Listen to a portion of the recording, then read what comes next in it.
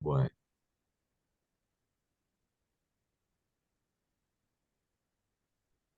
vamos a ver si está Bueno, ¿me todo. escuchan ahí? Perdón, ¿Así? estoy dando una Sí. clase. Bueno, a ver, hemos logrado, Julieta se va a encargar de compartir la pantalla cuando suba el doctor Ávila Vázquez, así que estaríamos en condiciones de comenzar, si les parece. Perfecto. Sí, Bueno, bueno, yo bueno, quería presentar primero a las personas que hoy nos van a acompañar. Tenemos un trabajo interdisciplinario muy interesante. La doctora Paulina hola. Mangupli, ¿sí? ¿Se me escucha bien, no es cierto? Sí, Sí. sí, Bien. La doctora Paulina Mangupli, que es codirectora de Diagnus, especialista en diagnóstico por imágenes de la Academia de Medicina Fetal de Diagnus. La doctora Janice Arnotti, tocoginecóloga, fellow en medicina fetal en Diagnus. Y el doctor Medardo Ávila Vázquez, médico pediatra y neonatólogo, docente de la Cátedra Clínica Pediátrica de la Facultad de Ciencias Médicas de la Universidad Nacional de Córdoba, ex jefe de la UTI de NEO en la Maternidad Nacional y tiene 32 años de neonatólogo. Bueno, si les parece, comenzamos con la exposición de Janice, que es quien se tiene que retirar primero. Y bueno, su trabajo era algo así como comunicación antes de nacer. ¿Es así, Janice? sí, ahí comparto, ahí estamos. ¿Se ve bien? Sí. Bien. Perfecto, sí. Bueno, yo voy a hablar sobre la evaluación de los movimientos fetales en periodo prenatal y qué información nos puede dar esta valoración.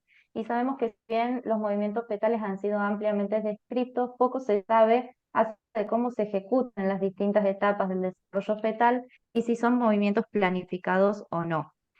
Durante mucho tiempo se interpretó el comportamiento motor de los fetos como reflejos más que como acciones, y si bien estos movimientos reflejos tienen funciones importantes, son movimientos que son estereotipados, que no siguen un curso predeterminado, no están sujetos al aprendizaje y están dirigidos a un objetivo. A la hora de valorar Perdón, los si puede movimientos ser un poquito más lento, así lo vamos procesando. fetales, sí, sí. Gracias. Eh, Cuando analizamos estudios prenatales de movimientos fetales, hay que distinguir entre cantidad y calidad de los patrones motores. Y desde la obstetricia lo que más sabemos es sobre cantidad de movimientos, y esto indica que durante un periodo de tiempo determinado el feto se debe mover una cantidad de veces, y esto nos va a hablar de bienestar fetal. Y es una herramienta que en la práctica usamos para la toma de decisiones mediante el registro cardiotocográfico. En cuanto a la calidad de movimiento, y acá sí ya tuve que estudiar un poco más porque no es lo que habitualmente estudiamos, sabemos que como adultos para ejecutar un movimiento necesitamos inmunidad del tracto córtico-espinal con la integración de la función de los distintos sentidos para con un movimiento alcanzar un objetivo determinado. ¿Qué pasa en periodo prenatal? En el feto y más aún en el embrión con los movimientos. ¿Cómo se desarrollan estos movimientos? Y la corteza cerebral se va desarrollando progresivamente y los sentidos también se desarrollan paulatinamente durante el embarazo. Sabemos que el primer sentido que aparece es el del tacto alrededor de la semana 7, 8, y que al estimular estos receptores se producen algunos movimientos. Estos movimientos, que son los que vemos alrededor de semana 8, semana 9, son movimientos que no tienen una integración cortical y se desencadenan por una respuesta local. Son movimientos más de tipo reflejo, mediados por los músculos que están comprometidos en ese movimiento. Alrededor de semana 20 se va a desarrollar el sentido de la audición, y luego en semana 24, 26 el sentido de la visión, observando movimientos oculares y la apertura y el cierre de los párpados. ¿Por qué es importante que se realice en forma progresiva la aparición de los sentidos? Porque esto permite al feto tener una buena retroalimentación y desarrollar mejor los movimientos y comprender mejor esta respuesta en relación al entorno y a la percepción de las propias partes del cuerpo fetal. Y esto en cuanto a la conducta ya valorado en postnatal, es importante tener un buen desarrollo para el contacto con el medio, que en nuestro caso sería con la madre, y con otros individuos. Entonces, ¿qué podemos valorar nosotros desde prenatal? El tipo de movimientos, realizar un análisis cinemático y valorar si esto corresponde o no a una conducta social. Con respecto al tipo de movimiento, el mayor avance lo presentó la ecografía principalmente 4D, que es la que permite valorar cuáles son las respuestas a diferentes estímulos. Y así sabemos que los movimientos van a comenzar alrededor de la semana 8, semana 9, movimientos corporales generales. En semana 12, semana 13, vemos movimientos principalmente de saltos y algunos movimientos de extremidades aislados. Semana 14, semana 19 es el periodo de mayor movilidad, en donde el principal movimiento es de las extremidades superiores. Y a partir de semana 20, si bien la cantidad de movimientos disminuye, aparecen movimientos que son más suaves y más finos. Aparecen movimientos principalmente relacionados con expresiones. Con respecto a embarazos gemelares, se vio el mismo patrón de movimientos, pero sí lo que llamaba la atención era una disminución de la cantidad de movimientos que en los trabajos que hablan sobre clasificación de movimientos, refieren que esta disminución de movimientos es por un menor espacio entre los gemelos. Ya vamos a ver qué dicen el resto de los estudios. Este es un gráfico en donde vemos que en primer trimestre los movimientos son más generales, hay movimientos de flexión, de extensión, de rotación, y en segundo, tercer trimestre, que es la tabla de la derecha, vemos cómo aparecen expresiones faciales, los fetos se ve que tienen movimientos como de masticación, que tragan, tienen movimientos de la lengua y se tocan la carita, los ojos, la boca. Estos son videos de nuestra institución. Los que vemos aquí son dos embarazos de 12 semanas.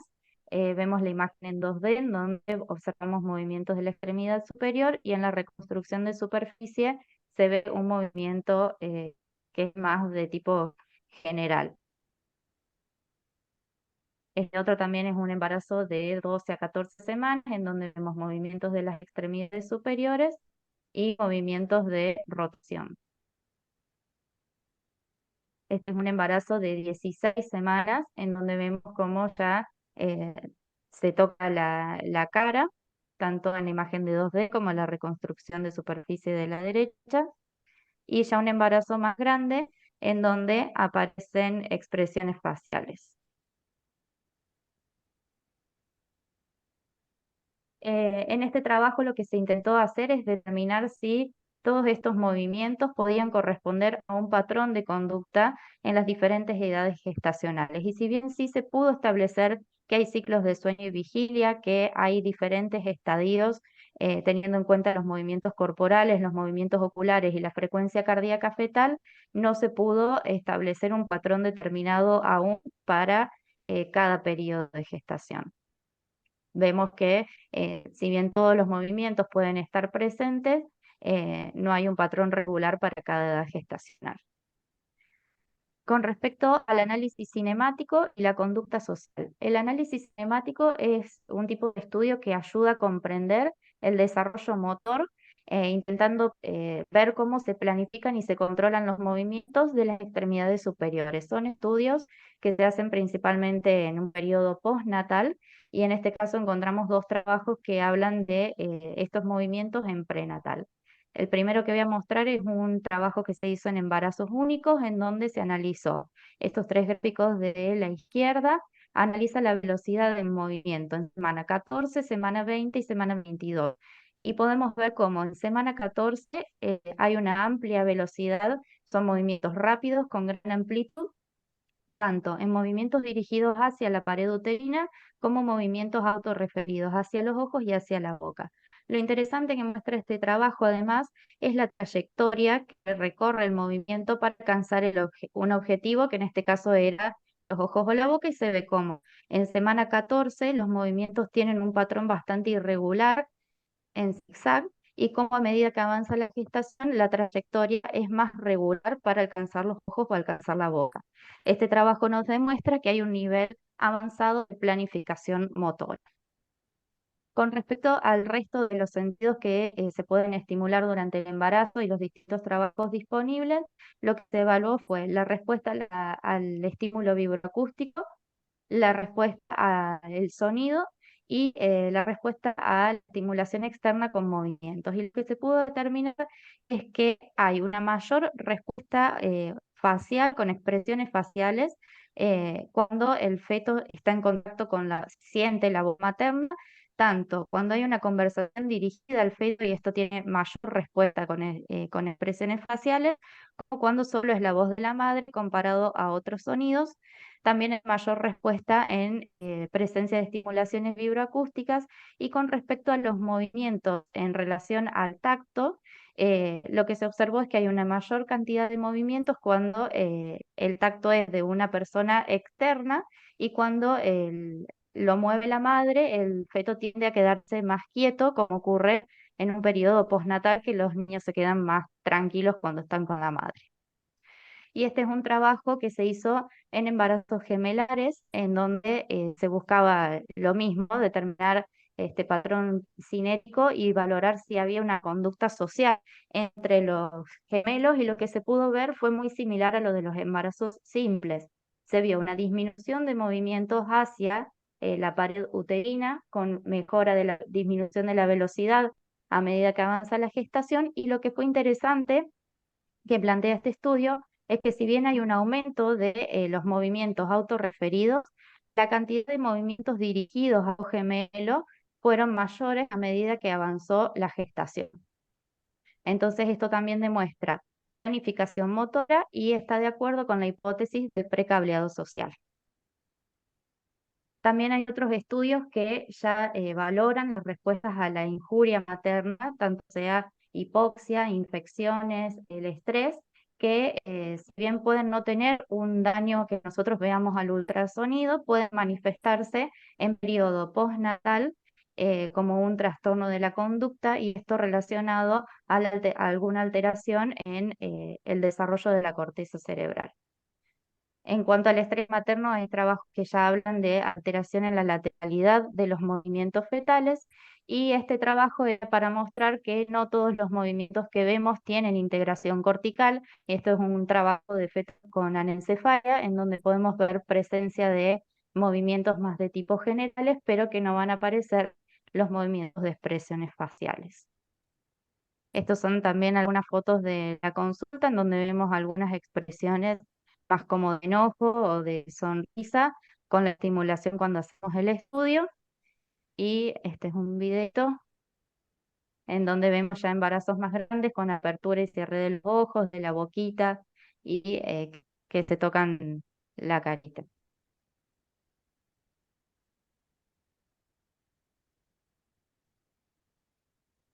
Como conclusiones, estos trabajos nos permiten comprender los procesos subyacentes al desarrollo y la maduración del sistema nervioso en general, permite demostrar que las acciones sociales ya se realizan desde el segundo trimestre de la gestación, que hay una propensión congénita a la sociabilidad, y el análisis adecuado de estos movimientos podría representar un marcador para una atención más precoz para la aparición de trastornos del desarrollo que afecten la dimensión social del comportamiento.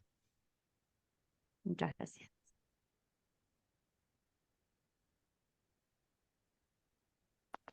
Muchas gracias, Janice, muy interesante. Si quieren que plantean algunas dudas ahora o... No, Perla, sería mejor que vos nos cuentes un poco el trabajo que ustedes vienen haciendo en Diagnus, que es tan interesante, que por ahí algunos de los alumnos no estaban cuando nos comenzaste a contar antes que comience la clase. Bueno, muy linda la presentación de Jenny. Lo que les decía de que el estudio ecográfico ha evolucionado muchísimo gracias a la aparatología y al advenimiento de la ecografía volumétrica con reconstrucciones tridimensionales, que son esos planos de superficie de la carita, y que nosotros lo podemos evaluar en distintos estadios del embarazo.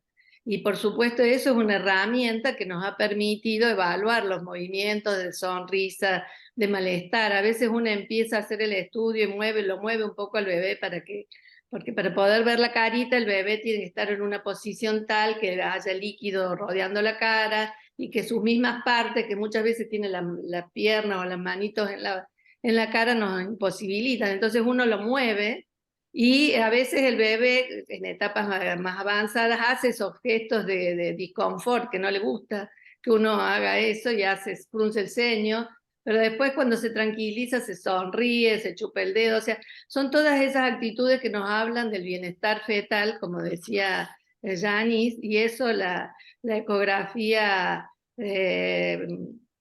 volumétrica nos permite, la 5D, que tiene mayor resolución y es como una reconstrucción en tiempo real de la actitud del bebé. Eso nos habla, nos permite no solamente ver el desarrollo neurológico con las imágenes 2D de todo el cerebro, reconstrucciones volumétricas de distintos cortes, cuando hay alteraciones provocadas, por ejemplo, por procesos infecciosos o malformaciones congénitas cerebrales, sino que también, bueno, ver las expresiones de la cara. Eso por un lado, y por otro lado también es un elemento muy importante porque es el primer encuentro de los padres con el feto. Entonces es un momento social de encuentro que hacer un estudio y explicarle a la mamá que está todo bien, que es la pregunta que muchas veces reiterativa durante un estudio, si está todo bien, le da a los padres tranquilidad y les permite transitar ese embarazo con mayor confianza. Que eso también es un elemento importante a tener en cuenta para ustedes, porque muchas veces vemos alteraciones sobre las que hay que actuar y los padres tienen mucha ansiedad y se genera todo un círculo vicioso que hay que poder abordarlo. O sea, no solamente es importante saber que vemos esto, sino que ustedes tienen que saber qué hacer con todo esto, con la mamá y con el nene, lo más precozmente posible en la estimulación temprana. Por eso me parece tan importante el trabajo multidisciplinario.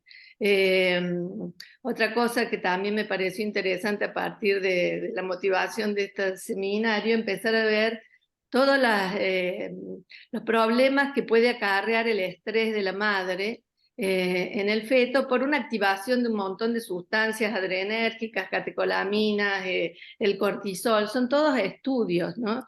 Y hay hipótesis que, y en algunos casos vemos que a veces un elevado cortisol puede alterar la metilación del ADN y provocar alteraciones genéticas, porque muchas alteraciones, como en el caso del autismo, o desórdenes del espectro autista, están relacionados con problemas genéticos.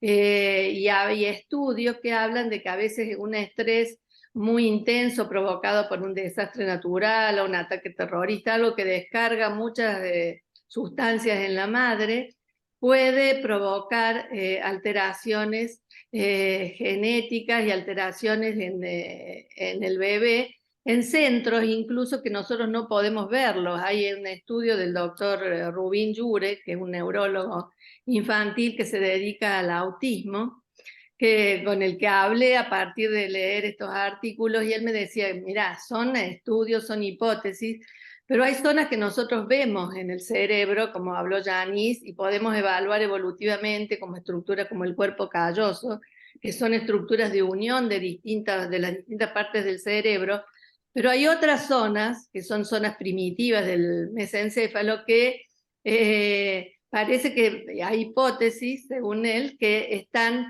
más relacionadas, por ejemplo, con desorden en el espectro autista. Entonces, es un universo esto tan amplio y tan motivador a futuro, que me parece que no solamente es interesante ver los aportes de la ecografía, sino también lo que nos va a contar el doctor Merardo, y también los neurólogos, porque si bien hay problemas psíquicos que se pueden ver desde lo afectivo, también hay que ver qué alteraciones pueden provocar estos espectros que hoy están tan diagnosticados más que antes, ¿no? No sé si es un universo muy amplio, pero muy motivador, digamos, para poder hablar también con los neurólogos. Así es. Una pregunta sobre algo que nosotros venimos trabajando. No sé si ustedes pudieron ver un poquito el texto de Regine Pratt, que es una psicoanalista que viene trabajando con ecografistas, yo se los pasé, que habla mucho sobre el desarrollo del tacto. En las primeras semanas, Janice lo mencionó, creo que es en la semana 8, ¿no? Que ustedes lo han podido como recoger de las investigaciones y supongo también del trabajo que hacen en las ecografías. Esto del tacto se ve, es muy evidente en las imágenes. Y yo El creo que tacto esto de tocar la pared uterina y luego el los movimiento principales autorreferencial. movimientos del tacto a la cara, al oído, porque es un estímulo auditivo también la ecografía y se toca en el oído, las partes genitales y la pared del útero, incluso con los pies se empujan, hacen esos movimientos. Después los movimientos son más refinados, como mover los deditos, abrir, cerrar la mano. Eso, la mano se estudia perfecta en la semana 12-14, se ve cómo abre y cierra sobre todo las manitos y se toca la cara, eso se ve desde etapas muy tempranas. Las 8 semanas son los primeros movimientos de las extremidades, pero recién a las 11-12 vemos mejor la manito y cómo se toca la carita. Pero sí, eso, que los movemos, por ejemplo, si están en una mala posición y sí se ve respuesta en general con algún movimiento.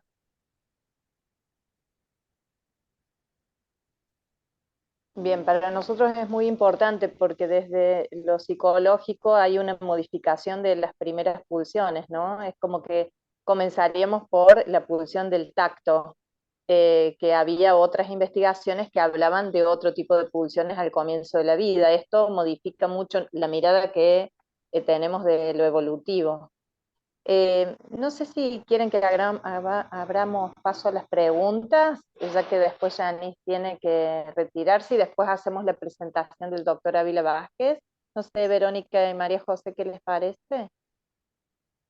¿Sí? Bueno, si alguien quiere preguntar y las doctoras pueden respondernos.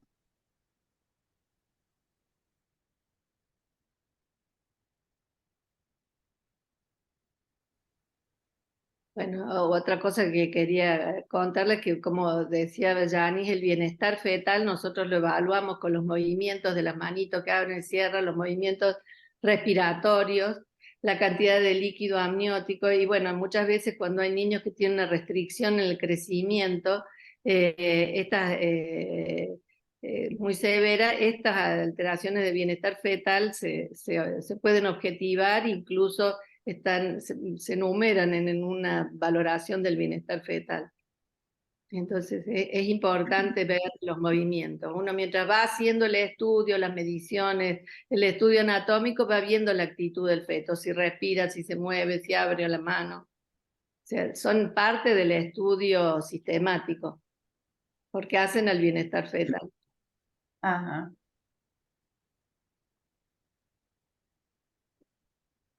Otra cosa, cuando hay alteraciones cerebrales importantes, como hemos visto, tenemos casos de chicos cuando fue la epidemia del virus del Zika, con lesiones cerebrales muy severas, que tenían convulsiones adentro de la panza y se veían las convulsiones, los movimientos estos convulsivos, o sea, una hiperreflexia también lo podemos valorar.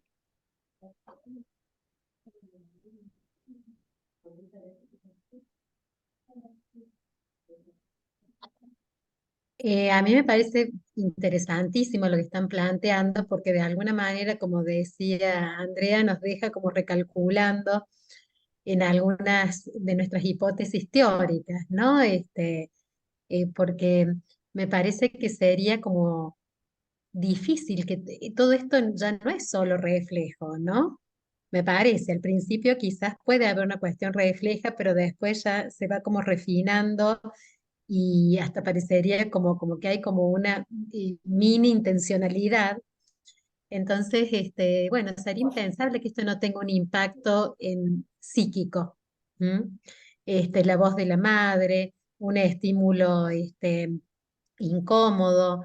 Me quedé impactada con este término que usaron, la injuria de la madre, ¿puede ser que usaron ese término? Tres de la Eh, mano.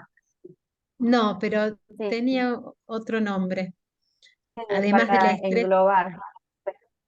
Sí, Es pero como para englobar la infección, la hipoxia, el estrés, todo lo que sea como nocivo, digamos. dijeron injuria, ¿sería Sí, así? Bueno, Bueno, lo eh, sí, importante, sí, sí.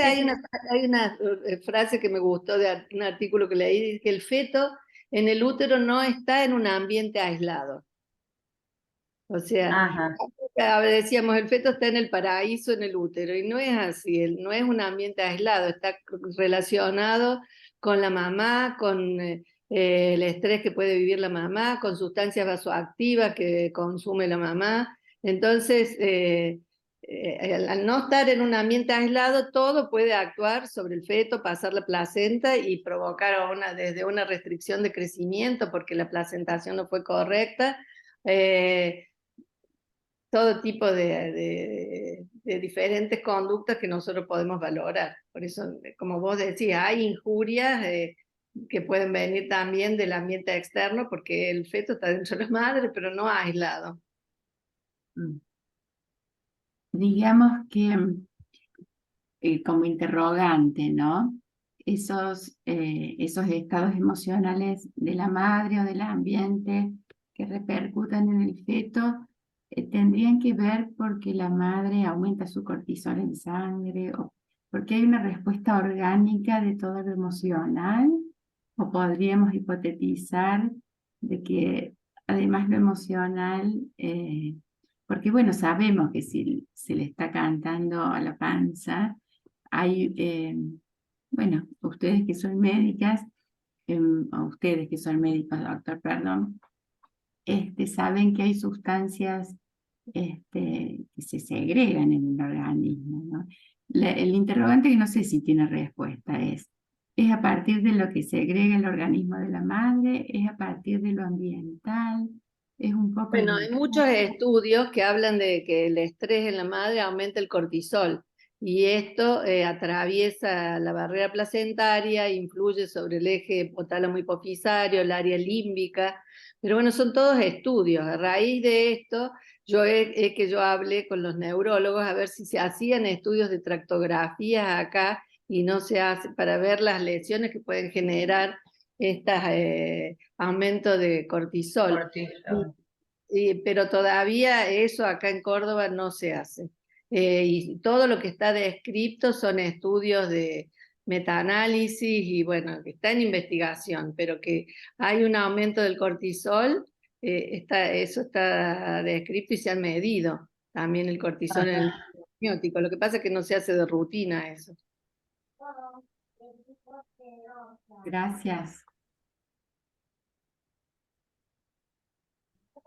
Con respecto a las sustancias vasoactivas como el cortisol o que aumenta las catecolaminas, pueden provocar la restricción de crecimiento también, porque cortisol puede alterar la vascularidad en la placenta, entonces, que es la que le da de comer al bebé y genera restricción de crecimiento. Esa es una, pero eh, hay bebés que nacen con un buen peso, pero que han estado sometidos, según estos artículos, sometidos a mucha presión y pueden tener algunas alteraciones cognitivo-conductuales, y todo eso es lo que está en estudio, porque no se hace tractografía con resonancias funcionales del cerebro.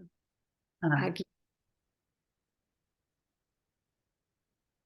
Yo creo que es un trabajo multidisciplinario, ¿no? Porque según lo que decía este doctor Yure, estas actitudes eh, vienen del telencéfalo, que son de las zonas del mesencéfalo, que son zonas más primitivas, y que cuando el bebé nace y se estimula con la mirada de la madre, ahí después del nacimiento empieza a haber todo un desarrollo de las fibras de conexión que determinan también las actitudes del feto. En un trabajo de él, que si después se lo puedo compartir, muestra cómo dos gemelos que nacieron muy prematuros, uno tuvo los dos tuvieron retinopatía después de la neo, y uno estaba ciego y el otro veía visión bulto. El ciego desarrolló un espectro autista y el otro, que tenía como una visión bulto, él tenía actitudes emocionales mucho más estables que el otro bebé. Como que la visión de la mamá desde el inicio de la vida estimularía todas las fibras que se desarrollan después de que el bebé nace, las conexiones cerebrales. No sé, el doctor Ávila Vázquez debe estar más al tanto de eso que yo, Y pero eso eso iba a decir, ¿no? Medardo, bueno, yo tuve la oportunidad de trabajar con él en interconsulta en neonatología y la verdad que el trabajo de los neonatólogos también es súper interesante. Es muy difícil de explicar emocionalmente lo que se siente para el personal no médico cuando entramos a una neo. Los vemos a ellos trabajando. Tengo algunos recuerdos de haber entrado a la neo y el doctor Medardo está en una punta reanimando, no te vas a acordar, Medardo, pero reanimando un bebé con síndrome de Down y entrando la psicóloga a ayudar para otro caso. Realmente es impactante el trabajo y todo lo que van haciendo incubadora por incubadora con el equipo médico y las enfermeras. Eh, y con la plasticidad que ellos van pasando de un paciente a otro, teniendo en cuenta todas estas cosas. Yo creo que hay una interrelación muy grande entre lo que está contando, lo que han contado las doctoras y luego el trabajo que continúan los neonatólogos, porque todo esto ellos lo pueden ver en la práctica cuando ya el bebé nació, ¿no? Y todo sí, el trabajo con los padres, que es también un terreno muy importante para nosotros, ¿no? Todo lo que va pasando con los papás de estos bebés, en este caso hablando de los prematuros. No sé si Medardo quieres contarnos algo en relación a lo que cuentan las doctoras antes de tu presentación. Sí, hola, buen día. No, básicamente yo voy a hablar un poco de esto que están hablando con las doctoras, ¿no? Las relaciones subjetivas que se plantean ahí, que son un gran enigma para nosotros y, y que, bueno, son muy interesantes de ver y de analizar las conductas, ¿no? Del equipo de salud que cuida a los bebés que son inexplicables también, tanto las actitudes de los bebés como, como las actitudes de las enfermeras, de los médicos y otros profesionales que cuidan a esos bebés. Igual, de igual manera, como un poco eso es lo que quería mostrarles del trabajo que hacemos en NEO, desde una mirada más psicológica, ¿no? Que es tan interesante esta posibilidad que me dan ustedes. Eh, yo quería como remarcar la importancia también de la humanidad, del, eh, del, del profesional médico que asiste, ¿no? Porque, por ejemplo, el ejemplo que trajiste a Andrea, de un bebé que viene con síndrome de Down, más allá de que la mamá pueda saber la importancia de que quien lo recibe, en este caso lo obstetra, pero el neonatólogo también, cómo es transmitido esto, porque después nosotros vemos los efectos en ese niño a la cual a la madre quizás la asustaron, le dieron un pronóstico terrible, y cómo eso puede dejar marca en el vínculo temprano con el bebé, ¿no? Como, como interactuando lo orgánico, lo emocional, quien recibe, bueno, el sostén del partener, de la madre, etcétera, ¿no? Eso. Y eso comienza en la ecografía también, ¿no? Eso es tan importante, el saber antes, porque sabiendo lo que está pasando, es como que, bueno, está el recurso de poder ayudarle a la madre a entender lo que va a vivir. Por ejemplo, ¿no? Vamos a un ejemplo de labio leporino, las fisuras labiales, que son muy impresionantes cuando el bebé nace, pero cuando uno hace un diagnóstico precoz y pone en contacto a la mamá con una odontóloga que le explica todo lo que el bebé va a necesitar para poder succionar bien, y habla con un cirujano plástico que la va a atender y le explica todos los pasos. Cuando el bebé nace, la mamá no se asusta tanto de ver porque ya lo vio, por un lado, y se sabe todo lo que va a tener que vivir. Y eso nos pasa muy a menudo, porque tenemos muchos pacientes que vienen con este problema, y de no saber nada o a enojarse primero con lo que le está pasando, después asumirlo y poder tener la tranquilidad de cómo va a poder asistir a ese bebé. Eso es muy importante, y a eso es un trabajo multidisciplinario, y por eso el saber antes nos ayuda. Saber que un bebé va a nacer con una cardiopatía congénita ayuda a ver cómo va a tener que tratar ese bebé. Son distintos estadios por lo que todos pasamos cuando nos enteramos de una patología. Así es.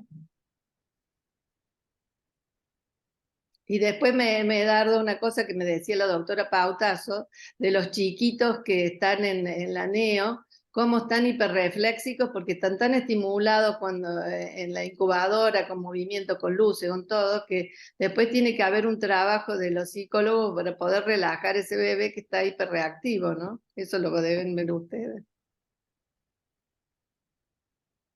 Hola, buenos días. Eh, Pensaba en el saber y pensaba también en el modo de escuchar y acompañar, ¿no? A esa familia y a esos padres eh, con la difícil tarea de ustedes, ¿no? Como ecografistas en esos primeros momentos de encuentro, ¿no? Eh, Encuentros bueno, que papás y mamás van con expectativas y a veces con algunas ideas de con qué se puede encontrar y a veces no, ¿no? Entonces, como encuentros donde la ecografía eh, media ahí la mirada, ¿no? Y son encuentros en imágenes también. Pensaba en la responsabilidad y hablando, ¿no? Éticamente, lo que implica ese momento de acompañamiento también. Sí, creo que es muy importante. Nuestra especialidad no es un trámite, ni es pase que sigue, es un encuentro con una familia y con un proyecto de vida. Por eso hay que darles el tiempo a los padres a que hagan preguntas, a poder explicarles todo lo que uno está viendo, porque es un universo que no conocían. Y sobre todo, por ejemplo, en el estudio del screening de primer trimestre de las 12 semanas, donde uno hace el primer análisis morfológico del bebé y los marcadores de riesgo para una serie de problemas como problemas cromosómicos. Esa ecografía genera muchísima ansiedad. Entonces está bueno saber de que uno va a encontrarse con una pareja, con un proyecto de vida, y hay que explicar lo mejor posible. A veces uno se encuentra con diferentes estados psíquicos de los pacientes, porque no todos reciben las cosas de la misma manera, y, y bueno, eso ya está en cada paciente, ¿no? Y en poder ver el médico, ver con quién está hablando. Sí, vos sabés que a veces nos pasa de que, de que nace un chiquito como ser Down y se hizo toda la ecografía y no se detectó, ¿no? Entonces esos padres venían con con una expectativa, una información de que su niño era normal, y nosotros nos encontramos que es Down. Y, y realmente son los momentos más duros, ¿no? De tener que decirles, no pasa muchas veces, porque a veces no se detectan, desgraciadamente. No sé, Yanis, ¿vos querías decir algo? No, justo se me cortó un poquito la conexión a internet.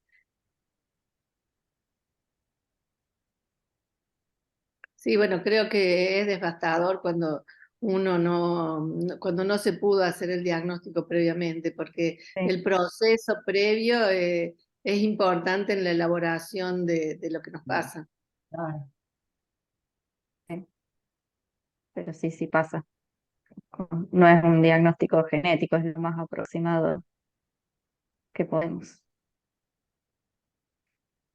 Hay Y una algo- mano levantada, me parece, pero Sí, sí, Verónica. ¿qué tal? Yo me quedé pensando un poquito de esto dentro del desarrollo normal de la octava, novena semana, cuando ustedes nombraron que comienza la integración cortical, es decir, dejan de ser solamente reflejos. Para nosotros los psicoanalistas que siempre nos vamos preguntando a dónde comienza la conciencia, la representación, quizás podríamos pensar que en ese periodo en donde ya los sonidos, el tacto empiezan como a integrarse en la conciencia, sí, ese es el momento en donde comienza a haber representaciones, ¿no es cierto?, que se empiezan a guardar en la memoria. Digo, esto que ustedes vieron cuando habla la mamá y cierto tipo de respuestas, incluso, y esto de los gemelos, de los mellizos, que parece muy interesante que se puedan tocar ellos mismos y tocar al otro bebé, también si ahí se podrían estudiar diferentes patrones de respuesta cerebral en el sentido de en qué momento uno podría pensar la conciencia de qué es él, es otro, o la pared uterina como externo, ¿no es cierto? Muy precoz. sí, Pregunto si eso es algo que se ha pensado, cómo lo podríamos ver. Sí, eso es algo que plantean justamente, creo, estos trabajos de, de la parte social, de sí relacionarse con el entorno, pero más del contacto con el cogemelo, por ejemplo.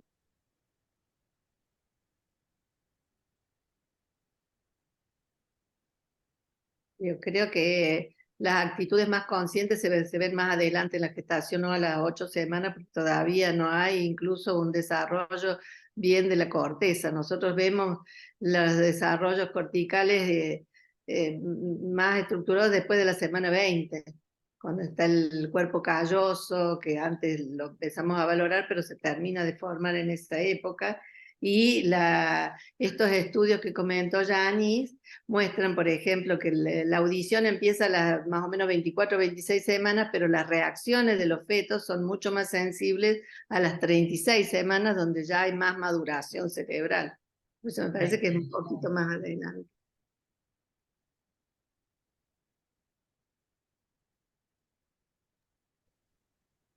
Sí, Bueno, si les es muy parece, interesante. perdón. Quería decir una cosita, no, esto que plantea Vero, y yo también me quedaba pensando, nosotros siempre hemos estudiado como que la primera experiencia de satisfacción es el encuentro con el pecho de la madre, y me pregunto si no habrá precursores también de esta primera experiencia de satisfacción.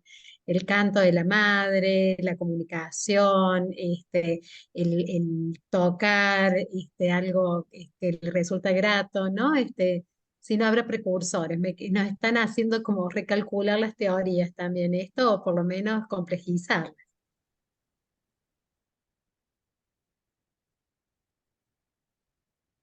Si les parece, por una cuestión de tiempo, que pasemos a la presentación del doctor Medardo y después seguimos con las preguntas a todos los profesionales. Bueno, Doc- dale. Doctor, yo voy a compartir pantalla, usted me dice cuándo, en qué momento la comparto. Ahí voy a ver. Eh, Está inhabilitada, me dice el anfitrión, inhabilitó. Ah, la voy a compartir yo, me pidió Andrea Ah, que bueno, comparte. dale. Yo te ¿La espero. comparto? Dale, mejor compartirlo vos. Bueno, Bueno, mientras se pone la pantalla, quería agradecer esta oportunidad. Realmente para nosotros en NEO hay un montón de dudas, siempre sobre los temas psicológicos, sobre qué pasa, qué va a pasar. después con nuestros pacientitos y con nuestro equipo. Quiero, primero que nada, aparte de hablar con ustedes y contarles un poco lo que hacemos, quería decirle que Neo es más que nunca un equipo bastante amplio. Es un trabajo en la unidad de Neo, ¿no? En los chicos que necesitan atención. Este, ¿la podés ampliar a todo a esas imágenes? Sí, sí, sí. En la unidad de NEO, para esos chicos, en realidad trabajamos con un equipo de médicos y enfermeras que no es uno o dos, como lo normal, lo común, no lo normal, lo que está normado, pero lo común que hay en el sistema médico, tan hegemonizado por uno o dos personajes que conducen todo, sino que hay un trabajo muy social alrededor del cuidado de los bebés, ¿no? Son turnos, es intenso, los chicos ingresan con problemas y están días, semanas, a veces meses internados y cuidados por equipos de enfermeras que están 8 horas todos los días, equipos de médicos que están 8 o 16 horas todos los días. Yo en este momento tenía que estar en mi unidad de NEO y como ahí es muy intenso, hoy decidí, les avisé que iba a ir más tarde y me quedé en mi casa. Así que por ahí se siente el ruido de mis hijitos que andan por acá dando vueltas. Pero bueno, un poco algunos temitas básicos. El recién nacido son los chicos menores de 28 días. La gestación, en lo que es en medicina, siempre hablamos de la semana de gestación, que un chico nació a las 27, a las 30, a las 35, a las 38 semanas, y la gente común que tiene la idea de los meses, se pierde, no sabe si es de 9 meses, de 7 meses, de 8 meses, de 6 meses porque en la gestación en realidad dura 9 meses de 31 días o 40 semanas. Las 40 semanas son más exactas, también 280 días porque en realidad la gestación dura 10 meses lunares, ¿no?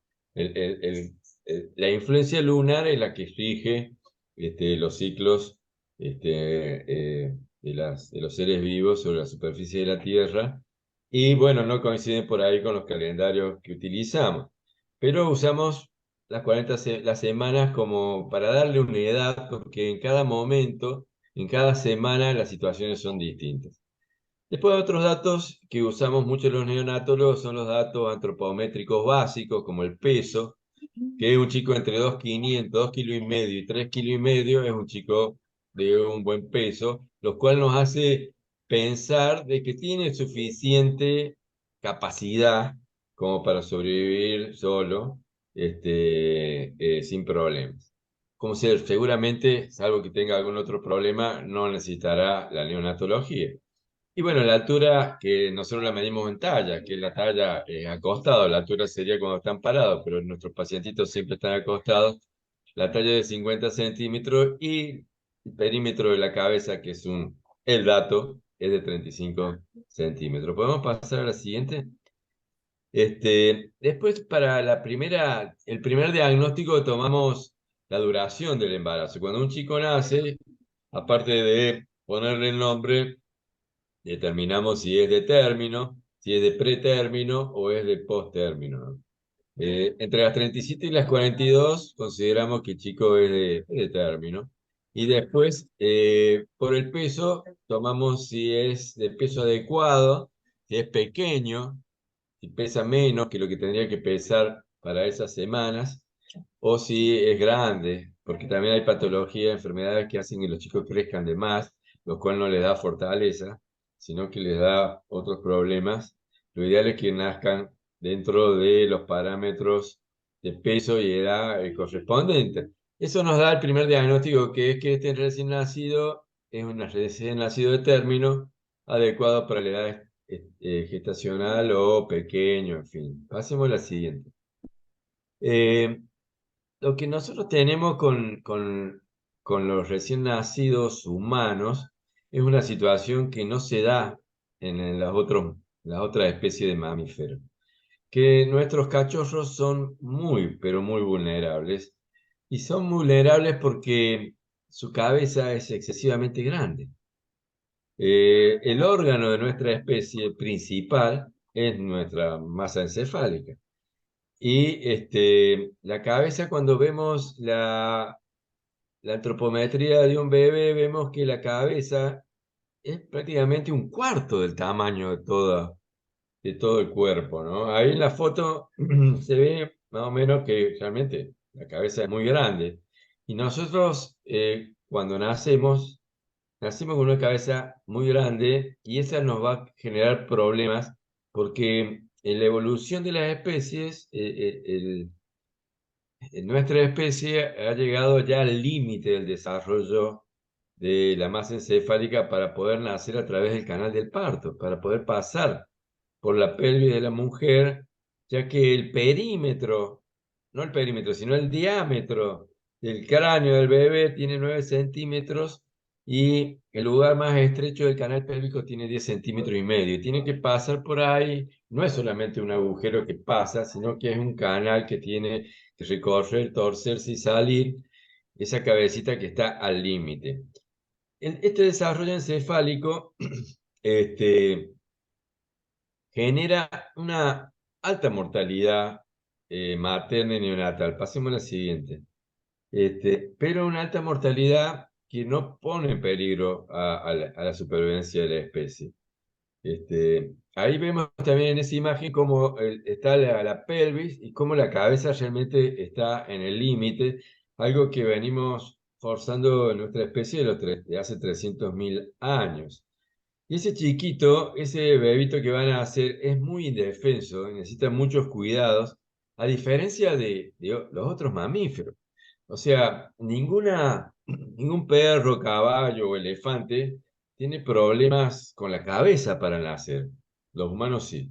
Generalmente los problemas de los caballos son las extremidades que se traban, sí, eh, no la cabeza. La cabeza sale como un tubo y a las pocas horas o en menos de media hora el caballo ya se paró y está corriendo al lado de la yegua. En cambio nosotros, nuestro bebito, está bastante indefenso y hay que cuidarlo.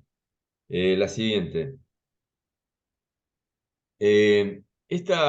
Acá se cumple un poco esa maldición, si se quiere, bíblica, cuando echaron del paraíso a Adán y Eva, condenándola a las mujeres a parir con dolor. El forzar el parto en estas condiciones genera una situación de dolor mm, en el parto que no se da inclusive en las otras especies, ¿no? En las otras especies las hembras no sufren con la intensidad que se da en la mayoría de los partos naturales, aunque no es también una condición absoluta. Pero lo otro interesante que hay que ver, que la cabeza del bebé es la 60%, 66% de la cabeza del adulto. O sea, ya el tamaño de la cabeza ya tiene el 66% de lo que va a ser en el adulto. La altura es menos de un tercio, es el 28% de la altura, y el peso es el 5%, ¿no? 3 kilos son el 5% de 60 kilos si tomamos, o puede ser menos.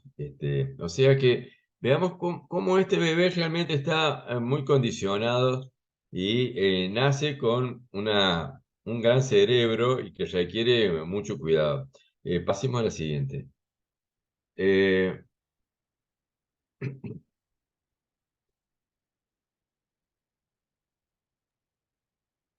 No pasa. no pasa así, claro. ¿Cuál será? Ahí va. Ahí está. O sea que esta es. Bueno, hay una anterior, pero no importa. Pero nacer no es salir expulsado de la madre, ¿no? Ahí que siempre creemos que nacer es un momento que se da instantáneamente, pero en la diapositiva anterior estaba resaltado que, no, anterior, esta estaba avanzando.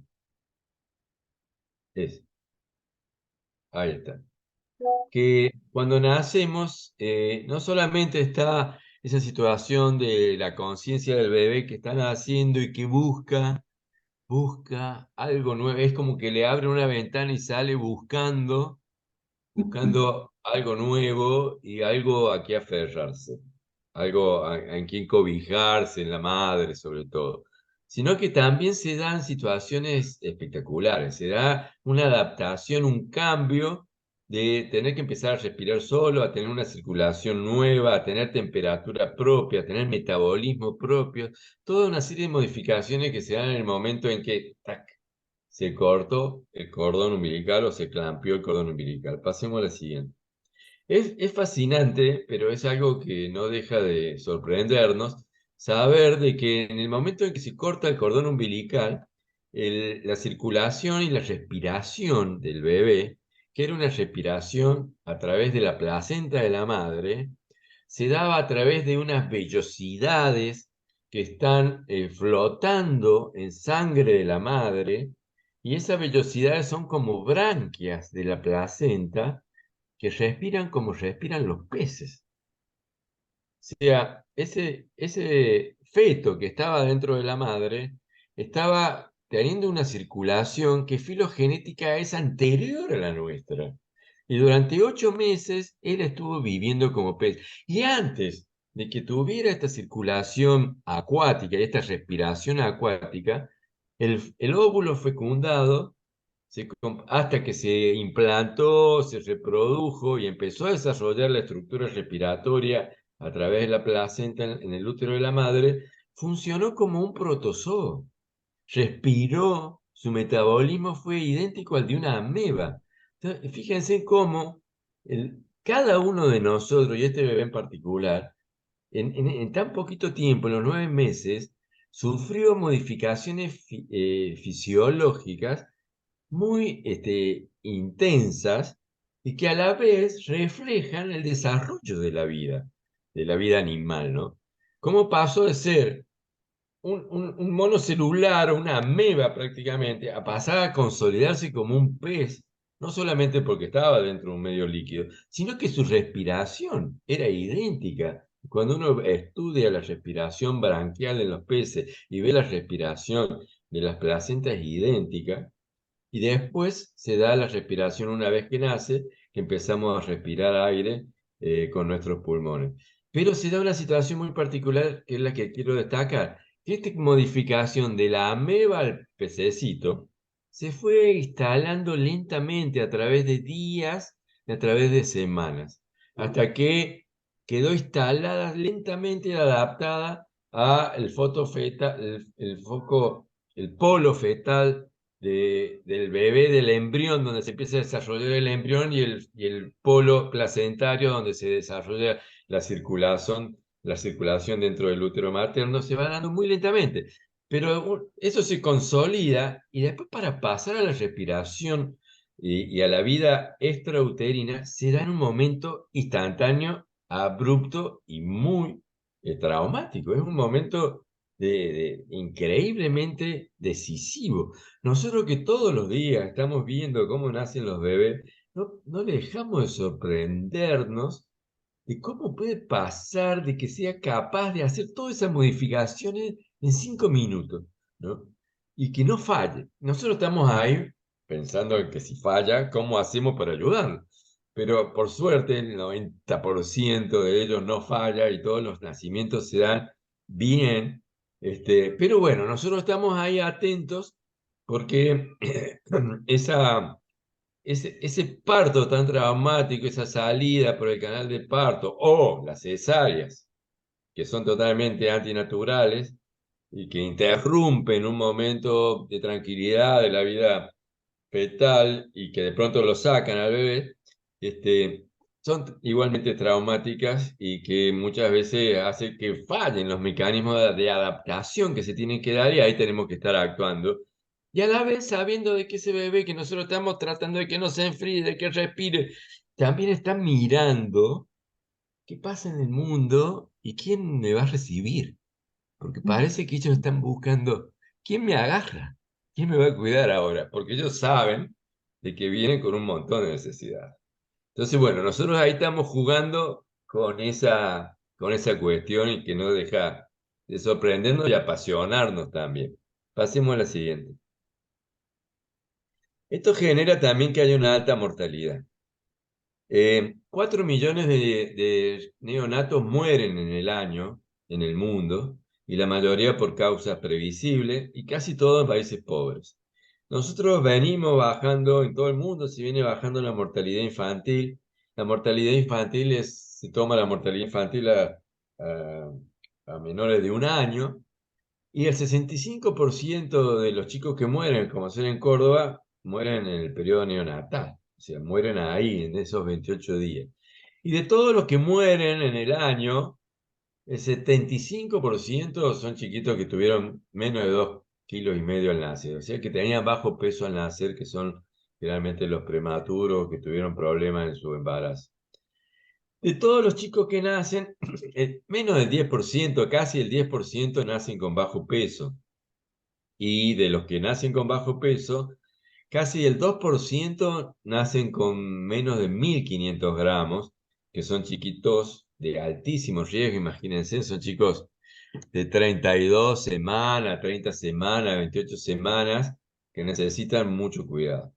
Las causas de la muerte son principalmente problemas del parto, problemas de crecimiento en el útero, complicaciones maternas, problemas respiratorios al nacer, infecciones también, prenatales y postnatales. Y algo que está creciendo cada vez más son las malformaciones congénitas, que forman casi el 20% de las causas de muerte restantes. Las malformaciones que antes las considerábamos una causa natural, porque el 2%, 2 de cada 100 niños que nacen con malformaciones. Los perros, los gatos, los conejos, los mamíferos, 2 de cada 100 nacen con malformaciones, como el error que cargamos naturalmente, que carga la naturaleza, que es un error re bajo, que no pone en peligro la especie, pero que viene aumentando. Hay lugares del país donde el 6% de los niños que nacen con malformaciones, está vinculado a contaminación ambiental principalmente. Sigamos. Bueno, estos son los bebitos del aneo. Este es un prematurito de muy bajo peso que ya se está recuperando y que está ahí buscándonos, ¿no? Es muy interesante ver cómo los bebitos están en la incubadora y están generalmente boca arriba, y la incubadora tiene dos lados. Un lado recto de pared vidriada y otro lado medio inclinado, y donde generalmente accede la enfermera y el médico para él, ¿no? Y el bebito que está así, en 2 días ya se dio cuenta que por este lado viene y está, vos lo ponés así, pero él está todo el tiempo esperando para el lado en que viene la ventana de acceso. Te está esperando, te está esperando, te está esperando. Es impresionante cómo siempre se están... Vos lo das vuelta porque se empiezan a achatarle la cabeza, de tanto estar mirando para tu lado, la cabecita, los huesitos son blanditos, y lo das vuelta para el otro lado, pero ellos vuelven a buscarte, ¿no? Acá, como ven, está agarrando el dedo, y eso que hablaban del tacto es así, y no deja de emocionarme. Como cuando vamos a la incubadora, porque nos llamaron y que el chico lo ven mal, está saturando, lo primero que hacemos es agarrarlo, tocarlo. Es como que él nos está diciendo, tocame, abraza, tocame.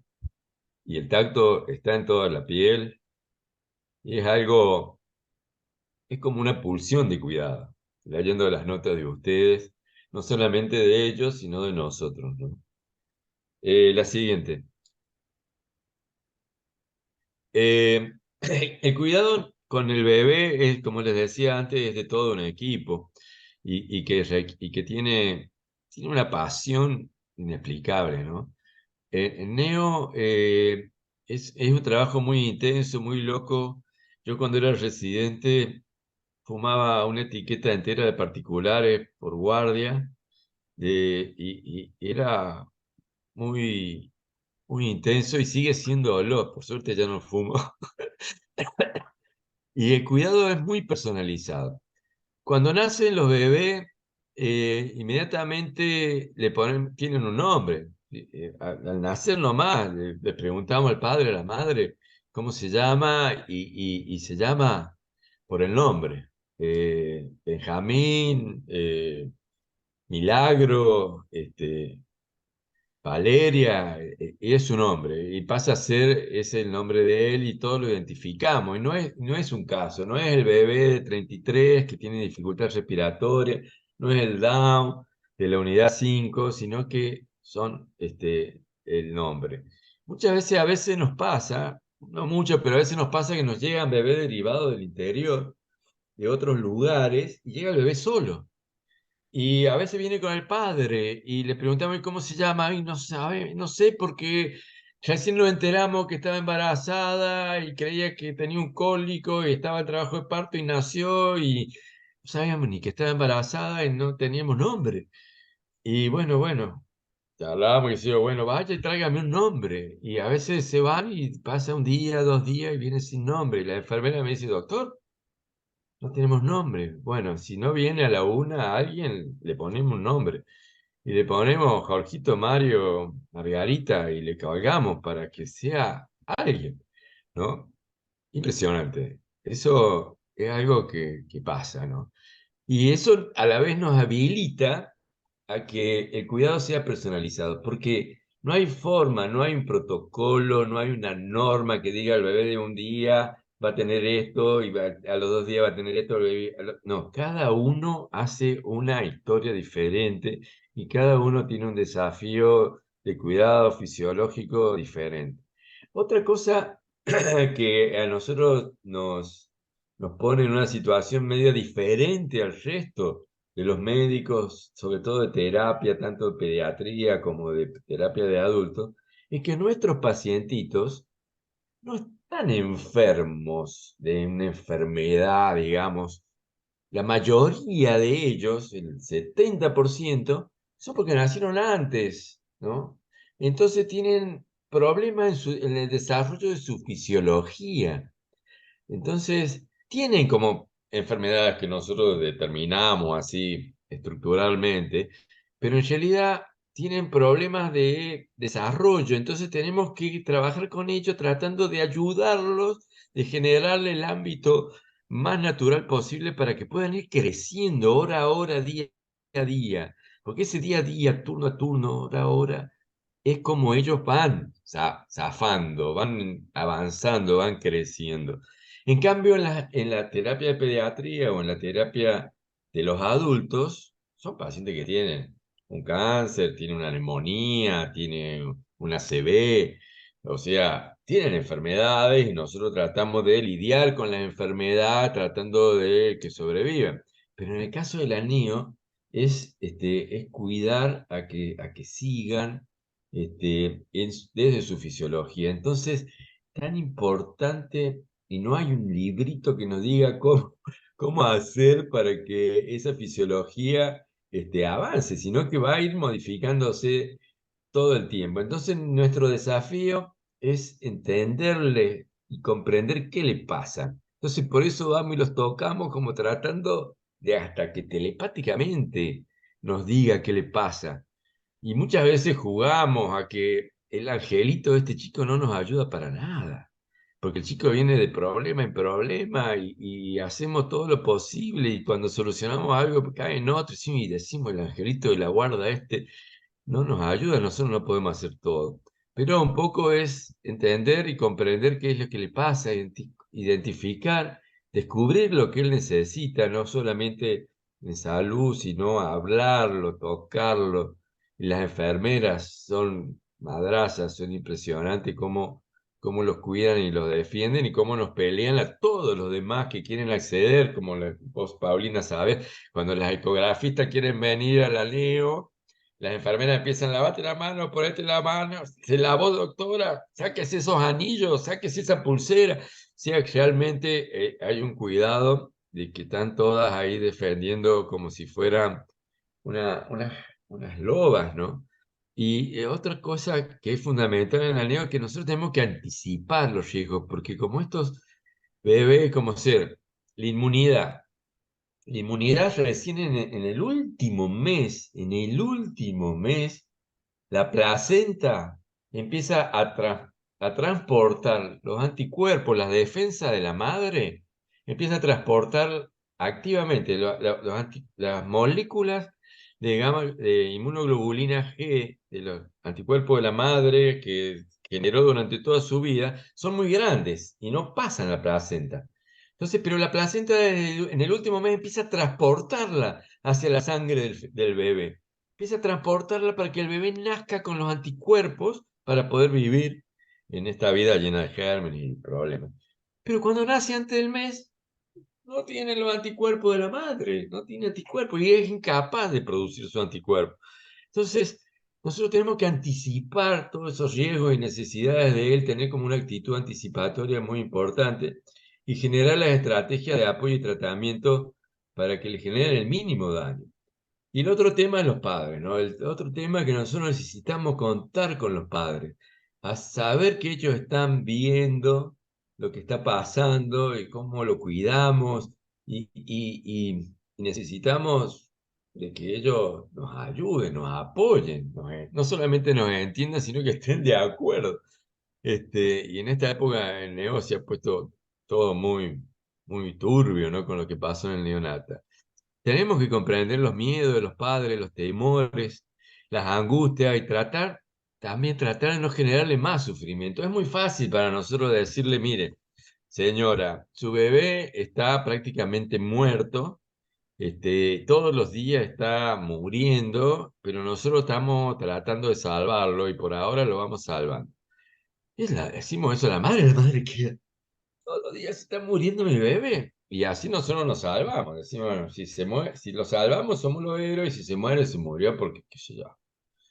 Nosotros no podemos decir eso porque generaríamos mucho más sufrimiento en la madre, ¿no? Entonces, lo que tratamos de hacer es decirle lo que sabemos, que tampoco es mucho, ¿no? Todos los días sabemos lo que pasa en este momento, pero tenemos un montón de temores por todo lo que le decía antes, de lo que puede pasar esta noche o mañana, ¿no? Entonces tenemos un montón, tampoco si le pasamos desde el equipo de Neo todos los temores a la pobre madre que está puérpera, vamos a estar en una situación más complicada. Entonces tratamos de transmitirle todas nuestras expectativas buenas hacia el bebé, en el sentido de que queremos y creemos que va a salir adelante, pero que hay un montón de riesgos, ¿no? Porque esta situación de tener el nene, el bebé en la neo, es terrible, porque las parejas están preparadas para que su bebé nazca y vaya con ellos y que viva ya extrauterinamente, y de pronto nace y va a una incubadora y a veces está en un respirador y está ahí en una situación re compleja que si bien pueden estar, muchas veces no lo pueden tocar porque está muy inestable. Entonces es como que nacieron y no terminan de nacer o están casi muertos y no terminan de morir, ¿no? Entonces, sabemos que no es como que hay un luto porque murió o tiene una enfermedad y te tenés que resignar que tiene esta enfermedad, como si él tiene un síndrome de Down y bueno, tiene un síndrome de Down, sino estamos todavía en punto suspensivo, ¿no? Entonces, realmente es horrible, ¿no? Nosotros sabemos que es horrible y necesitamos que los padres estén ahí. Y lo otro es que necesitamos que la madre sea mamá. Nosotros, si hay algo o sea, terrible para nosotros es cuando la madre muere. O sea, este problema de la mortalidad materna que por siempre ha bajado, viene bajando, pero que sigue siendo, muchas veces nos nace el bebé y la madre se nos muere. Nos pasaba en COVID, nos pasó muchas veces en COVID. Tengo pacientitos que las madres murieron de COVID y ellos vivieron. Y realmente para nosotros es desgarrador tener un bebé que no tiene madre, porque nosotros lo estamos cuidando en la NEO. Nosotros, cuando hablo de nosotros, hablo de todas las enfermeras sobre todo, y lo vamos a dar de alta, pero lo damos de alta a la madre. Cuando no está la madre, decimos, la puta, ¿a quién se lo vamos a dar? Necesitamos la mamá, ¿no? no solamente para que nos acompañe, sino para que después cuide a ese bebé que va a seguir necesitando su madre. La siguiente. Eh, bueno, esto que les decía, ahí está mi amigo Sebastián. Dice, soy yo, ¿te acordás de allá, Gaumi? Andrea del Aneo de la Caraf. Sigamos. Estuvimos hablando un poco de neurodesarrollo. Acá se ve, lástima que no entra toda la imagen. El neurodesarrollo es clave y depende del cuidado, pero como sea la primera imagen de la izquierda es la corteza cerebral con las neuronas, ¿no? Las neuronas se reproducen en el centro del cerebro, en la matriz germinal, y van migrando hacia la corteza. Esa corteza la corteza cerebral tiene capas de neurona y al nacer prácticamente están todas las neuronas formadas y migradas hacia la corteza, pero como ven ahí, la cantidad de células ya está, pero no están las conexiones. Las conexiones, o sea, la primera etapa es la reproducción de las neuronas. Nosotros tenemos 100.000 millones de neuronas, impresionante cantidad de neuronas. Pásame la siguiente. Pero las neuronas se tienen que ubicar en su lugar y después se tienen que interconectar, que es el proceso de sinaptización o arborización de la neurona, conectar entre sí y se produce una intensa conexión que dura hasta los 2 años. Pero es más intensa en los últimos meses del embarazo y en los primeros meses de vida postnatal, y que las neuronas se van conectando entre sí y se producen hasta 10.000 conexiones de una neurona con otras, ¿no? Por supuesto, ese exceso de conexión sufre una poda o un pruning que alcanza momentos muy específicos. Hay 2 picos de pruning en el primer año, que eso se ha podido ver en el estudio de neuroimágenes, cómo hay esa actividad que poda, corta las conexiones, porque son conexiones de más que no son utilizables y que van a ser, esa poda va a ser un poco determinada también por la afectividad, la estimulación subjetiva que tenga el bebé en los primeros meses. Y el otro proceso que sufre es la mielinización, el cuarto, que es cuando los nervios se recubren de la vaina de mielina, o sea, que quedan realmente con gran capacidad de transmitir los impulsos nerviosos, porque cuando no tienen la capa de mielina, la, la transmisión del impulso nervioso es más lento. Bueno, todos estos datos así biológicos son parte muy importante de la construcción de ese cerebro de que hay que cuidar, que realmente es lo más importante de nuestra especie. La siguiente. Ya estoy terminando.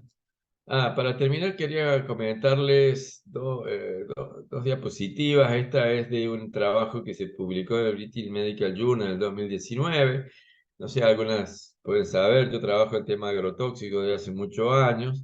El autismo, que es una epidemia, realmente algo que está creciendo y cada vez más frecuente. Este es un trabajo de casos controles que midió exposición a agrotóxicos en California. 3.000 niños autistas comparados con 30.000 niños no autistas, nacidos en el mismo momento, y se comprobó el resultado de este estudio es que la exposición a glifosato en la madre embarazada y a clorpirifos, que son los dos agrotóxicos que más se usan en la Argentina y también en Estados Unidos, inducía y estaba vinculada al resultado de autismo, problemas de aprendizaje y demás. Muy, muy fuerte la relación estadística. Pasemos a la siguiente. Eso es un dato de un estudio epidemiológico. Después hay un estudio que se hizo acá en un grupo del CONICET de la Universidad de Rosario, la doctora Rosso, que ellos trabajan con neuronas, en cultivos de neuronas. La imagen que dice control es una neurona que tiene 10 días y que vean cómo se va ramificando. La segunda neurona es una neurona que estaba en el cultivo de celular, había concentraciones mínimas de glifosato, y fíjense en cómo la neurona pierde la capacidad de ramificarse, ¿no? De sinaptizarse, ¿no? Esto muestra cómo estudios de epidemiológicos y estudios de laboratorio muestran cómo hay una interrelación de la exposición a agrotóxicos con estos problemas.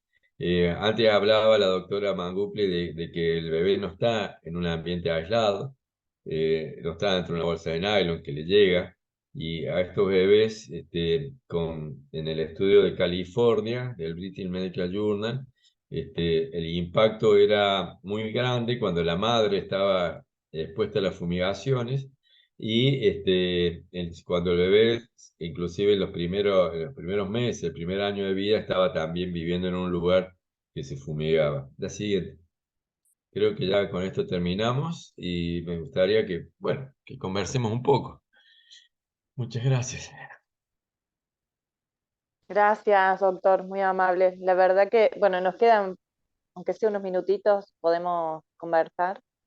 La verdad que impacta, bueno, yo he sido testigo del trabajo del doctor Medardo y de su equipo y es un trato muy humanitario a los bebés. Se nota también en la emoción cuando él relata las vivencias que ha tenido.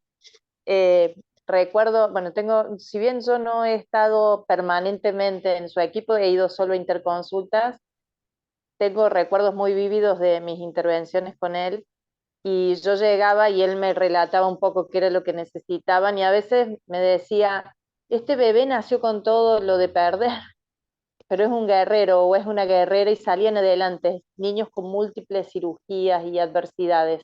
Y otros que nacían con mejores posibilidades de vida terminaban a veces falleciendo, ¿no? Entonces también hablaba como de un instinto de vida en uno y en otro diferente, ¿no?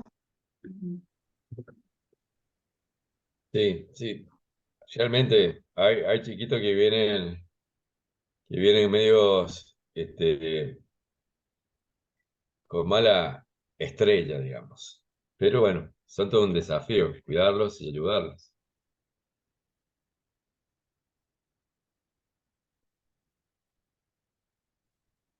Ahí te quería comentar que me olvidé cuando hablábamos de los nombres. Es muy interesante, ¿no? Cómo van cambiando los nombres que la gente le va poniendo a los chicos. Pero una vez nos pasó, hace unos años, hace como 10 años, que un chiquito nació y cuando le preguntamos a la madre el nombre, me dice, se llama Luciano Benjamín.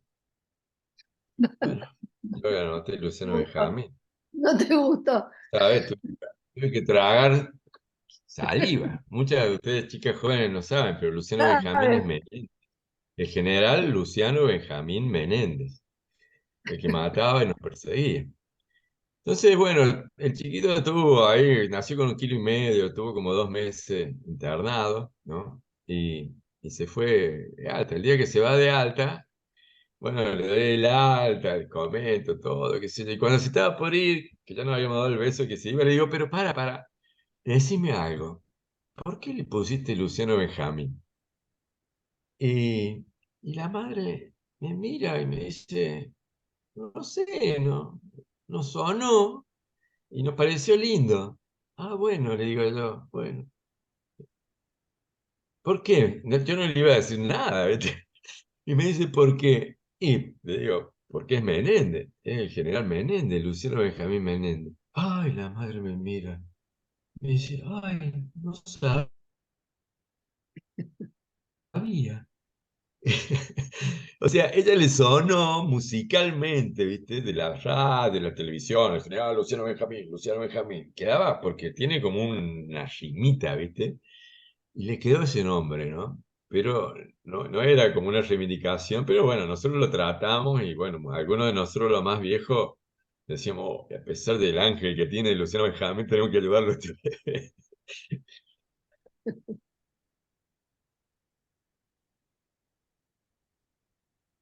André, hay un comentario en el chat, me parece.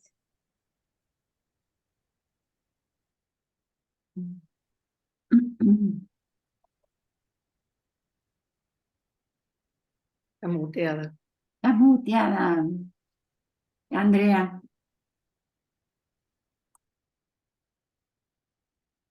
Ahora sí, denme un segundo, ahí lo leo. Me interpela esta reunión, dice Mile, porque hace 2 años me diagnosticaron útero didelfo, es decir, tengo 2. Y bueno, por lo que me han dicho, puedo llegar a tener embarazos muy riesgosos. Muy linda clase. Y por supuesto que un embarazo es una planificación y es un estudio desde que uno piensa que quiere ser madre, entonces hay que hacer todos los estudios, que hoy hay herramientas para poder diagnosticar y cuidar todos los embarazos de acuerdo a lo que necesiten. Por suerte estamos en una buena época, hay muchos interrogantes, yo creo que todo el desarrollo de la conciencia y todo esto de los distintos espectros autistas, y bueno, hay muchas hipótesis.